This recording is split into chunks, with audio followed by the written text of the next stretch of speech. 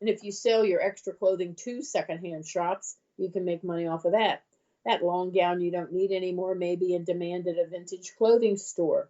That business suit that you used to have to wear 3 or 4 times a week, you don't need that anymore. You changed your suit for a polo shirt. Consignment stores that also sell your clothes online are a good idea because they usually get a higher price. And your jewelry can fetch top dollar in an auction house. So if your children or grandchildren don't want it, you may want to go ahead and sell it. Clean out your closet. And please do not rent a storage unit. I guarantee you won't ever look inside a storage unit again if you put stuff in it. And clean out your closets. You probably have clothes in there you didn't even know you had. Get rid of them. The money you save by selling what you don't need, it can be used to take a nice trip. You want to listen to my recent podcast on downsizing, decluttering, and minimalism. See if you don't agree with me on that. Another big way to save money is on housing. Cut the cost by selling the family home. It's likely you don't need the space anymore, and the money you save on maintenance and utilities can be put to good use elsewhere. Many people decide to move overseas. And I did a recent podcast on retiring overseas, and you can get more information on how to choose a place and make that move. If you don't want to live overseas, look at other states where you can trim costs. Some states offer retirees better tax breaks on property taxes. I've done several podcasts on retiring to other cities that are reasonably priced. I interview people who live there, and you can find out what it's like.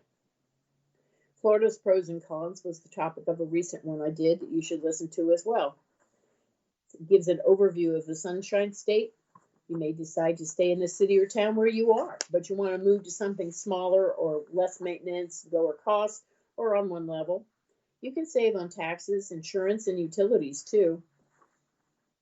U.S. News and World Report conducts an online survey for retirees, and according to their findings, the top 10 most affordable places to retire right now are Asheville, North Carolina, Winston-Salem, North Carolina, Grand Rapids, Michigan, Knoxville, Tennessee, Chattanooga, Tennessee, Lakeland, Florida, Fort Wayne, Indiana, Pittsburgh, Pennsylvania, El Paso, Texas, Greenville, South Carolina.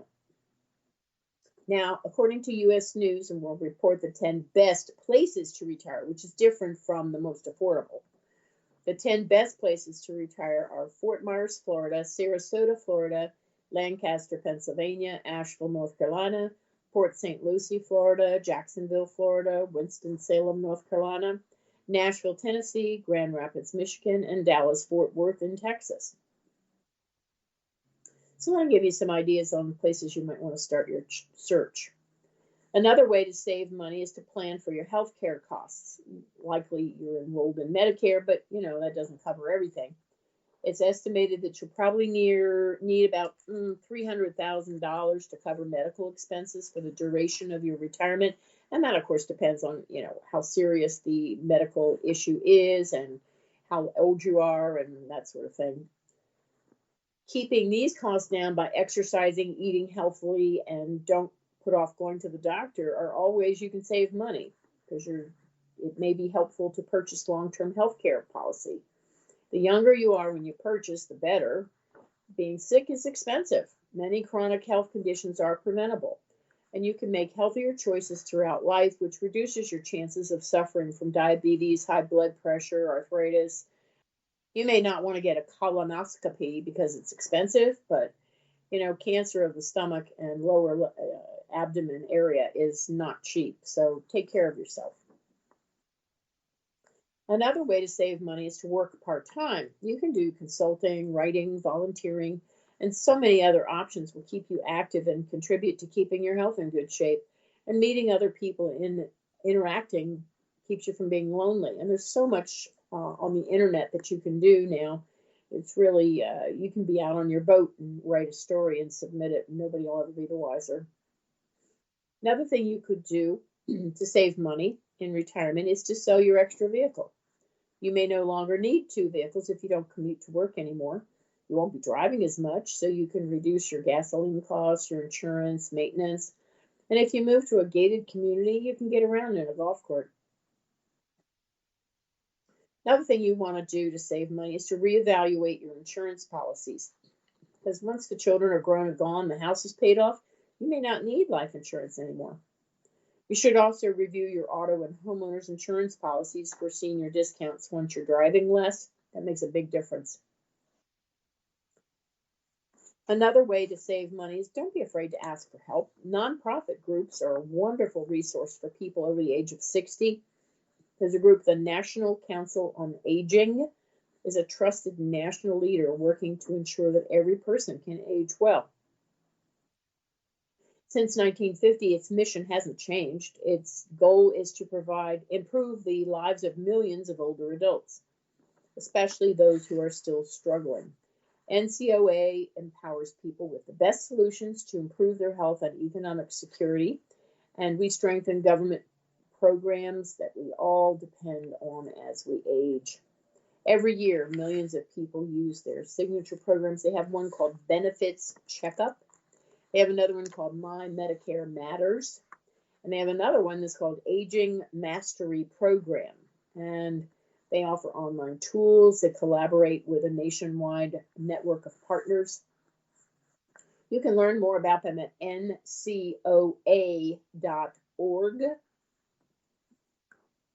One of the biggest concerns that you might want to spend a little more time with is to understand the effects of inflation on your income. Inflation is something most Americans probably don't think about much, but it does have a significant influence on their financial lives. Not only does inflation affect the prices of consumer goods, but federal government uses it as a benchmark in determining whether they should increase contribution limits to qualified retirement plans or raise monthly Social Security benefits. On an individual level, the inflation rate affects how much your retirement dollars will really be worth. Over time, it can take a serious bite out of your nest egg. So you need to understand how inflation may hurt your retirement strategy. I think it's a must for ensuring that you have enough assets to last through your later years. In terms of the actual dollar amount inflation can cost retirees, the numbers are pretty startling, I think. The Secure Retirement Institute constructed a model demonstrating the effect inflation could have on the average Social Security benefit over a period of 20 years. According to its research, a 1% inflation rate could swallow up $34,406 of a retiree's benefit. If the inflation rate were to increase to 3%, that same shortfall would total up more than $117,000. That's a lot of money to lose. Healthcare isn't the only item that can drive up retirees' expenses. You can have housing and traveling, and if you support adult children, that can influence how much you have left to spend. A survey from the Employee Benefits Research Institute found that 45.9% of retirees spent more in the first 2 years after they retired than they did in the years immediately prior to that. 28% of households were spending 120% of their pre-retirement income over that same period, which that suggests to me that some seniors may be experiencing lifestyle inflation.